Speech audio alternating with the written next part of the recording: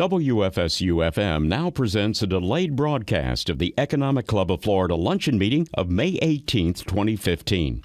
This program was recorded at the Florida State University Alumni Center.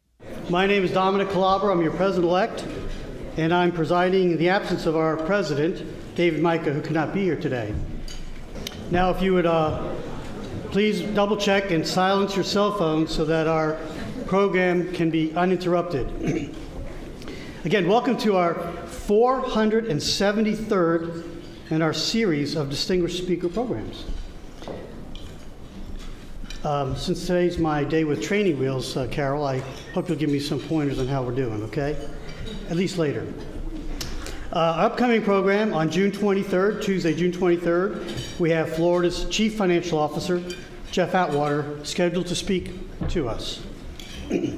At this time, I'd like to just briefly recognize our new mayor, Andrew Gillum, and his community relations coordinator, Jameson Van Pelt, both in our audience.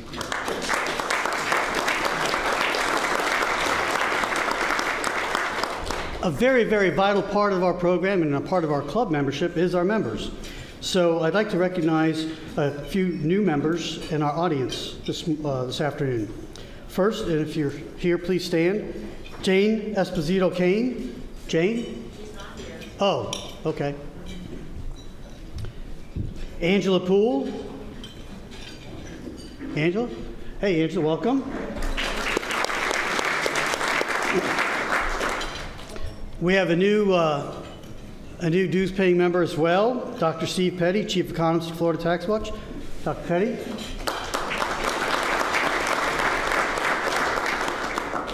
Is Dr. Mark Moore here yet? He's an anesthesiologist in town. He can put you out. Bada boom. No, he's not. Well, he will be joining the club shortly. Now, if I can, I'd like to introduce the head table. Beginning on my far left, your right, is Woody Simmons. Woody is Director of Governmental Affairs for Verizon, where he has responsibility for legislative and regulatory activities in the state of Florida and California. He has over a quarter century Verizon employee and has roots back to the University of Missouri, where he serves on the foundation board of the business school there. Of course, to his right, your left also, is Michelle Robinson, who I'll introduce in a moment. To my far right, and somewhat realistically, not your far, but is Bob Sanchez. Bob's a long-standing friend, but also a really accomplished professional. Bob earned his bachelor's and master's degree at Florida State University, completed further postgraduate studies at FSU and Syracuse University. Most recently, he was the Director of Public Policy at the James Madison Institute, from which he has retired, but now serves as Senior Fellow. Bob McClure has learned how people can retire and still work for free. I love that, Bob. I really do. You got to learn that.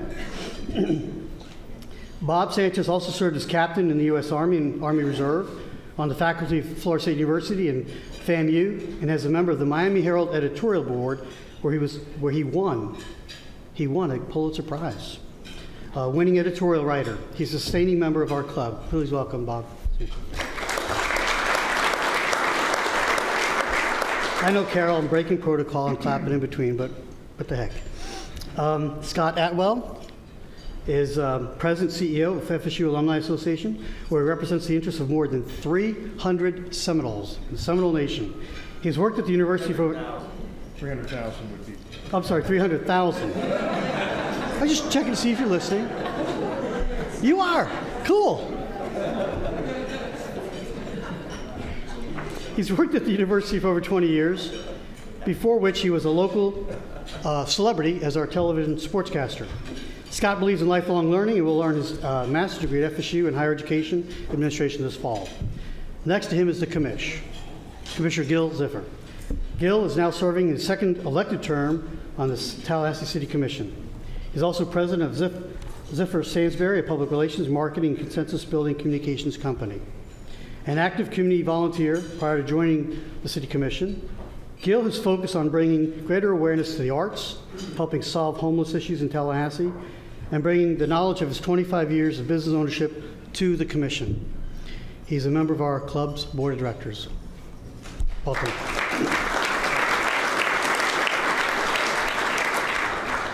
Now the reason for the season. Our speaker. It's not going to be longer than your talk, I hope. Michelle Robinson is Vice President of Verizon South Area, which is comprised of 11 southeastern states. Small little ones like Texas, Florida, among the others. She is responsible for shaping and advancing public policy strategies for the company's wireline, wireless, and enterprise business segments. Michelle is also in charge with the important role of leading Verizon's philanthropic activities in the region and carrying out its commitment to use technology to help solve some of society's greatest problems. Under her direction, Verizon is focused on the use of technology to enhance K-12 student achievement in science, technology, engineering, and math, STEM. Leveraging that technology to improve healthcare outcomes like telehealth, telemedicine, and reduce costs, and also advance the prevention of domestic violence.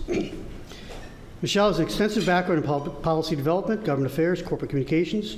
She began her Verizon career about 15 years ago and held a variety of management positions, including government relations and Vice President of Regulatory Affairs in both Florida and California. Prior to her career with Verizon, she held positions of responsibility at US West, now called CenturyLink, and AT&T, a little mom-and-pop company. She also held positions in the area of regulatory compliance. Michelle is an active member of her community and has served in a number of nonprofit organizations, both in Florida and Georgia. In fact, she is a highly engaged and respected member of the Board of Trustees as the chairman of the Board of Trustees and Executive Committee of Florida Tax Watch. She served on Governor Rick Scott's transition team, offering policy recommendations to the newly elected governor, and was just appointed to the constitutionally created Government Efficiency Task Force. She is a graduate of the University of California at Los Angeles, earned her BA in political science, went on to earn her master's degree in policy analysis from the University of Southern California. Michelle is truly a super leader, a super mom, super wife, professional, a modern-day superwoman, whom I am pleased to call my chairman, but more importantly, my friend, Michelle Robinson.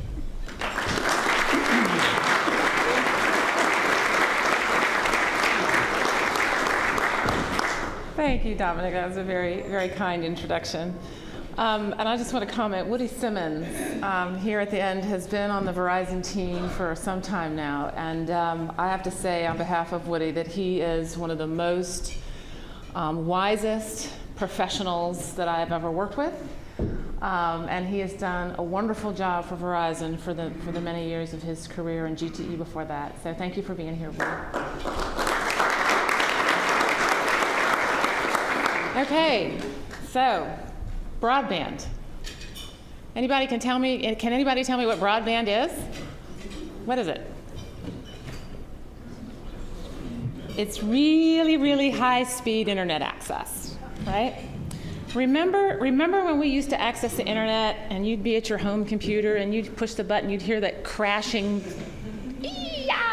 you'd be hoping it connected, and then when it connected, it would just cycle and cycle. That was dial-up internet access. That's not broadband. Most of us today are using broadband through our mobile devices. Tweeting, Snapchatting, all that good stuff, Facebooking, that is broadband wireless to the internet, right? In fact, right now I see a few of those smartphone prayers, head bowed down, you're trying to get your text messages done, and that's okay with me. And Dominic said earlier, turn your cell phones to the off position. I disagree. You may keep them on for this presentation.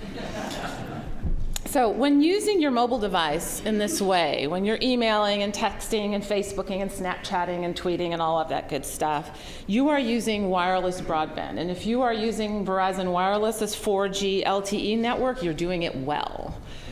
Broadband technology continues to be a transformative technology in our country and beyond, and it's companies like Verizon and others in our industry that remain at the forefront of this transformation. The communications industry continues to build broadband networks, and it's these networks that have given rise to the innovations that we've grown to love and indeed require, particularly for business. Social media has not only transformed how we interact personally, but it's transformed business interactions as well. If it hasn't transformed your business is probably headed for trouble.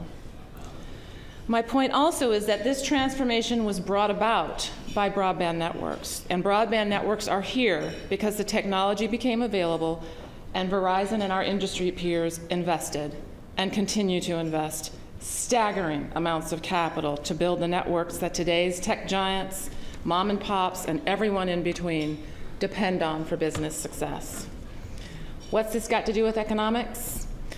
I don't have to explain to this group what CapEx means for innovation, job creation, and more. Economic prosperity in our country has historically relied in large part on the provision of critical infrastructure, roads, bridges, sewer systems, drinking water systems, etc.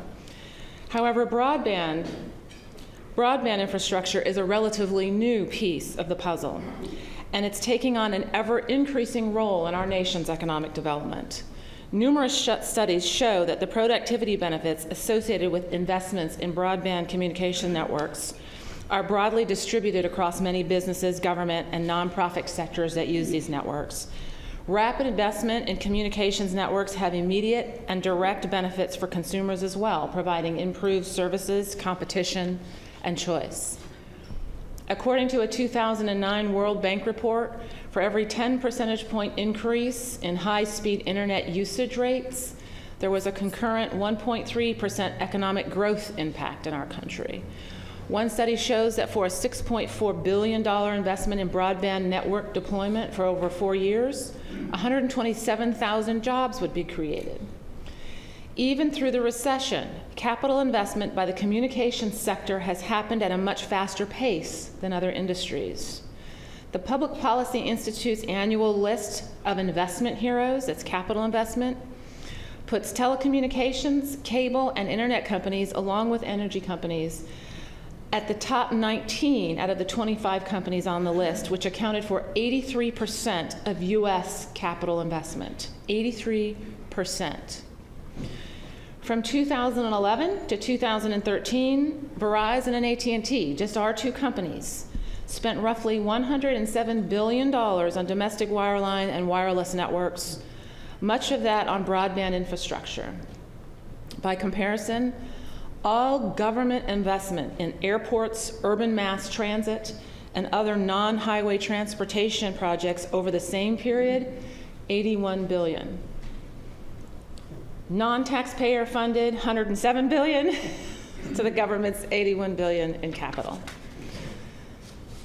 Capital investment in broadband infrastructure is by any measure staggering. And here in Florida, there are about 19 million wireless consumers. About 40% of those are wireless-only households, no landlines. And last year in Florida, Verizon invested almost $300 million in its wireless network and more than $2.8 billion since 2000. The commitment of my company and the rest of our industry to invest in infrastructure is also a good example of how investment can have spillover effects. By using the infrastructure developed and maintained by Verizon and others, companies that develop software applications for smart devices, Facebook and Twitter, for example, are able to innovate and get those innovations to customers rapid fire. Indeed, an app economy has successfully emerged. Another study done by my own industry association reveals that in 2013, the app economy was responsible for 752,000 jobs and over $20 billion in revenue. That's just the apps. The same study also revealed that U.S. consumers and businesses spent $172 billion on wireless service. In turn, as wireless service employees, wireless companies, their suppliers, and suppliers' employees spent their paychecks, this generated more than $400 billion in total U.S. spending. Put simply, every dollar spent on wireless services results in $2.32 in total spending. Why has this spending on broadband, particularly mobile broadband, occurred? And why does it continue? The basics of supply and demand have certainly been a factor. As consumers began using the internet, the value of faster connections have become increasingly apparent. No more of that crash and burn connection, right? Additionally, the industry's ability to invest in capital necessary to earn a reasonable return has also been a key factor. But another factor, quite honestly, is government. And government, until now, has had a light regulatory approach to broadband, and government's decision to make large amounts of spectrum or radio frequency available to wireless companies. Spectrum is the lifeblood of my industry, and it's a finite resource.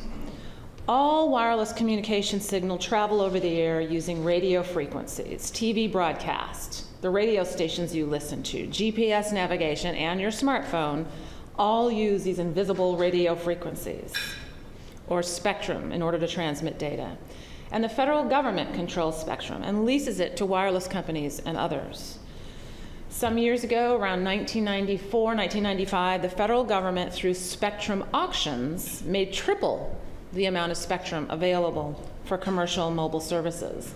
Spectrum caps were removed, and the FCC allowed carriers to buy and sell that spectrum between themselves, which allocated spectrum efficiently. The federal government's light regulatory approach toward the wireless market and its decision to make spectrum increasingly available has accrued to the benefit of consumers. Indeed, these actions helped create the environment of private sector creativity from which emerged a flood of new devices and services and all those apps. And this light regulatory approach led to more than $1.2 trillion in private investment, resulting in a transition from that screech and burn dial-up access to today's near ubiquitous 4G broadband coverage through mobile devices. So where's it all going? Well, during the past year alone, the average smartphone generated 1,801 megabytes in data usage per month in 2014, up almost 40% from 2013. 4 years from now, total mobile data traffic will be 7 times the volumes from 2014, an astounding 220 times the volumes from 2009. Total monthly traffic will reach 3.6 exabytes a month. Exabyte, what is that? I'll give you an example. 5 exabytes of data is the equivalent of all words spoken by every human being that ever lived. Total monthly data traffic will reach 3.6 exabytes a month. Oh, that's like insane for me to even process. So what's driving this demand? What is that? It's video, like YouTube, right? Netflix, Apple TV, video accounted for 60% of all mobile data in 2014 and will account for 75% of all mobile data in 2019. Wearable devices, Fitbits, those little Nike bands, all the stuff that's supposed to make us fabulous looking, those are all mobile-based. Those wearable devices are coming next, and they're coming big. Machine to machine, your thermostat can talk to your refrigerator, your home alarm can talk to your car. Machine to machine wireless devices are coming big as well. Traffic from wearables is expected to grow 19 times over the next 5 years. Machine-to-machine traffic is expected to grow 49 times over the next 5 years. Nearly 2/3 of all Americans are now smartphone owners, and for many, wireless devices are a key point to the online environment. And in order to meet consumers' ever-increasing demand for mobile connected lives, more spectrum is critical.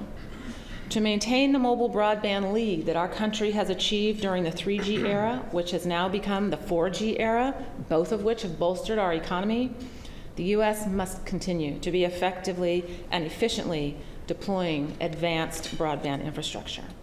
However, in recent years, there are factors that could change the current and successful trajectory. This year, for example, the Federal Communications Commission, or the FCC, issued new regulations that imposed Ma Bell-style regulations on the internet. You've heard the term net neutrality, no? Yes? No? This is the principle that data on the internet should be moved impartially, without regard to content, destination, or source. The basis of net neutrality is that the internet should remain free and open with no fast lanes and no slow lanes. Sounds good, right? While there is little disagreement on this principle, this sounds good to most people, the question is, what sort of internet regulations make sense, protects consumers, while continuing to encourage the staggering amounts of CapEx that are necessary to make it all work? The FCC's recent order may do significant damage to the success of the internet and the capex that's required to keep it running, and many believe that the FCC went well beyond its authority when it imposed the old Ma Bell regulations on today's modern internet, meaning that the order is not likely to stand on appeal. Verizon supports net neutralities and the principles that the FCC has established. We do not believe that Ma Bell era regulations, however, make any sense for the internet, and therefore it's imperative that Congress act to develop modern regulations for the modern internet, and in doing so keep consumers in charge of their online experiences. Another factor that places the success of wireless broadband at risk is what may be a new practice when it comes to allocating spectrum to the industry. For an upcoming spectrum auction, the FCC is thinking about setting aside certain spectrum for certain companies. This notion is counter to the whole concept of open and competitive spectrum auctions and is not likely to maximize the consumer benefits they're intended to create. I'll conclude here by saying that the internet and its applications represent our greatest promise for economic growth and now account for 1/6 of the country's economy, 1/6 of the American economy. The United States is currently the global leader in the communications and internet economy. But the internet economy and its ecosystem are facing troubled times in light of the regulatory risk that has emerged. At Verizon, we look to Congress to assert its longstanding role of setting, in a bipartisan fashion, public policies for the communications sector that both protect consumers and provide incentives for investment and innovation in new products and services. With that, I thank you for your attention, and I'm happy to take any questions.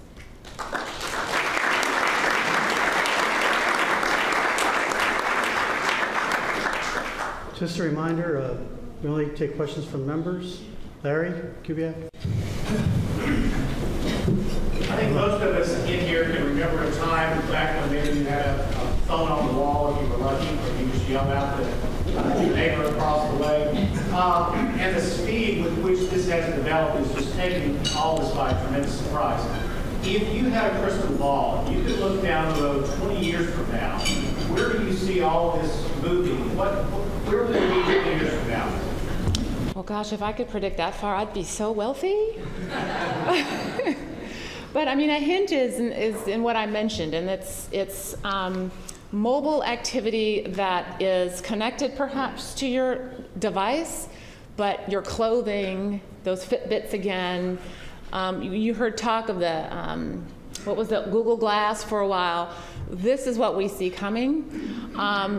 Also coming is this machine-to-machine piece, right? So we call it M2M, where you can potentially, I mean, imagine a day, particularly if you're a low-income family, you can decide, look, I don't want my energy bill to exceed X amount. You set that up on your mobile device, and that talks to your refrigerator, your washer dryer, your thermostat, all that, and it manages it all. So when you're home, it's on. When you're not, it's not. And you can manage your bill, right? That's a future that I see. Not to mention all the other social benefits that come with how do we leverage this broadband technology to help our kids in these STEM subjects for the future. How do we leverage this broadband technology for rural health from a mobile perspective? There's, it's really limitless to what your mind can conceive, in my view.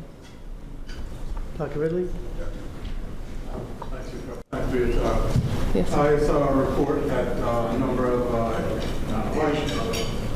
Asian countries had, including Singapore, had broadband networks had greater capacity and was faster than broadband here in the United States by a factor of 3. Is that a correct or a statement, or is that a misunderstanding? Yeah, I've seen those reports as well. Some of them are dated. There was perhaps a time when some of that was true, when our country was going through a transition away from wireline to wireless. Many of those countries, those poorer countries, never had a wireline network.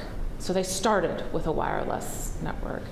Now today, that is not correct. We've got more broadband capacity, we've got more broadband customers, and for a nation our size and economy its size, that's no small feat.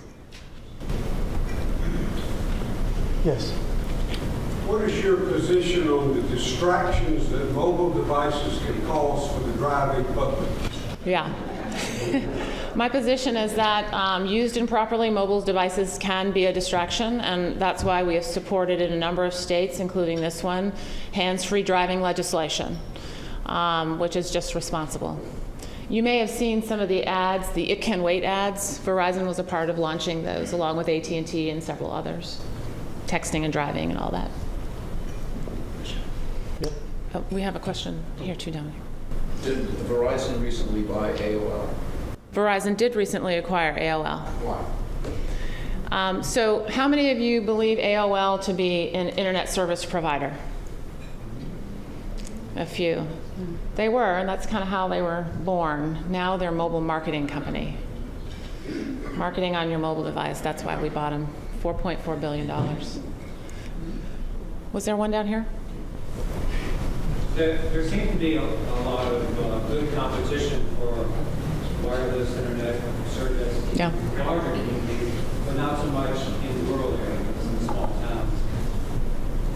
What do you think is a reasonable solution to bring broadband to those communities? Should counties, rural cities be allowed to get into business and provide that service? So I'll just say right up front that Verizon's not opposed to municipalities' government entry into the business. I will also say that, let's just take the state of Florida. I want to say 95% of the population of Florida is covered by our 4G LTE, which is wireless broadband. In addition, we have, there's a lot of rural areas have local telephone landline companies that we have partnered with to give them access to our 4G LTE networks where it makes sense. And so that's helping deliver wireless broadband in rural communities. In addition, the federal government has repurposed a big universal service program aimed at broadband in rural communities. So I mean, there's lots of things going on to sort of close that gap to the extent that it exists. Bill Moore? Since we're in Florida and we're just about to start hurricane season again, Yes. and our lives are increasingly dependent upon broadband, what precautions are being taken to help us have the service in the event of a hurricane? Well, Verizon, we like to brag. Part of our credo, which is sort of our mission statement in Verizon, is we run to a crisis, right? So if you were paying attention the last time that the state of Florida went through a hurricane or even a rough tropical storm, Verizon is usually first to the scene. We usually have all the redundancy that's necessary to get the networks back up and running as soon as possible. We tend to create mobile command centers where people can come with their chargers and devices and charge up, communicate with their loved ones while they're charging up. And of course, we make our employees available to provide much needed services in the community. So we view ourselves as, first class when it comes to preparing our network with redundancy and other things that are necessary, and then responding in the event there is a crisis. Scott Atwell? What is the future of cable? Softball. Did y'all hear the question? What is the future of cable? So I assume you're meaning that traditional cable service. Or broadband delivery or programmatic delivery, both? Are we going to see our television delivered exclusively over the air one day? Cable television over the air? If the current trends hold, I think yes, consumers are driving that trend, right? Not the industry. Consumers are deciding that watching TV through Netflix or Apple TV or whatever it is more convenient and cost effective than buying all 500 channels of cable that you only watch a few of them, right? So there's already a consumer-driven trend happening there. There's content companies involved here. In fact, Verizon recently decided to offer its cable customers. We have a Fios product in the Tampa Bay area. That's our sort of cable-like product. And we decided to try to offer our customers sort of a narrow package of services, let's say a sports-oriented package or something like that. And the companies that create the content, Disney and others, didn't appreciate that and sued us over that. So what the outcome of that will be, I don't know. But the fact is that there's an interest among consumers for that kind of thing. And so we'll see where all this goes. I'm not sure if I'm answering your question, though. Michelle? Oh, go ahead. One more? Yes, sir. What kind of future do you see for the cell towers? Are they going to be obsolete in the next 10, 20, 30 years, or are they just going to become used more? I don't have a good answer for that. I don't envision a time right now, where they would become obsolete. There's certainly different kinds of technology that is emerging, small cells, for example, but those are not a replacement for towers. So I have to be quite honest and say I don't have a good answer for that. Michelle, what would you say are the 2 or 3 greatest challenges that's facing the industry, A and B? What can states do to really be more receptive to the kind of capital investment and increased broadband capacity for its residents and businesses? Well, I would say, just taking the state of Florida, for example. Legislative leaders, the governor, the current one, particularly in this state, have been very wise in their decisions about this industry, recognizing that this industry does invest staggering amounts of capital and employs tens of thousands of people in the state and provides a competitive service. This state has chosen competition over regulation, and so we are in a good position in the state of Florida. As I was trying to convey in my remarks, I think some of the greatest challenges are the uncertainty that right now the government is creating. Mob Bell era regulations on the internet just don't even sound right, do they? We need internet era regulations for the internet to protect customers and make sure that we're not they're not serving as a mitigating factor for all that staggering capex that's flowed from this industry to our country. And the other factor is spectrum. There is an effort to sort of prevent certain companies from bidding on future spectrum auctions or setting aside spectrum for certain companies and not for others. And none of that is good from a competitive standpoint. And when you talk about allocating spectrum efficiently, that is not helpful. So I think those are a couple of challenges. Yeah. One more question. Bobby? Yes. Marshall. Marshall. What's Verizon and the industry doing about the hackers and cybersecurity issues? Because apparently, I've talked to a couple of analysts, and they say you can't get back to the people that are actually doing the hacking. You can't find them. They go through shell companies and those kind of things. Is there any regulation for that? Yeah, would you please repeat the question? I'm sorry, say the question again. It relates to cybersecurity. When hackers get into our computers and stuff, they're coming through phone lines, et cetera. Why is the government really focused on that area? Cutting off all the hackers versus putting this net neutrality rules in? Because I think that's really the threat to the internet. Yeah. Well, okay. So first of all, my company, we spend a whole lot of time working on that just to protect our own networks. But I don't know that it's fair to say that the federal government is not focused on that. There's a whole lot of focus on that in Congress right now, and with certain agencies, and I think there will continue to be. There's a lot of noise about net neutrality. Maybe net neutrality is a bit noisier at this moment, and so it feels like there's not a lot of attention on it, but to my knowledge, there is a whole lot of attention on that. Is that it? Thank you, Michelle. Thank you. Let's give a round of applause, please. Thank you. I noticed we had very little, if any people leave early, so thank you, Michelle. If you would stand up, we've got a little token of appreciation for you. This is a Sandy Proctor original, a local and nationally recognized artist, bronze sculpture. We could have it sent to your place if you want, or we can, and we'll get it back on for you as well. Okay. Thank you all very much, and we'll see you shortly.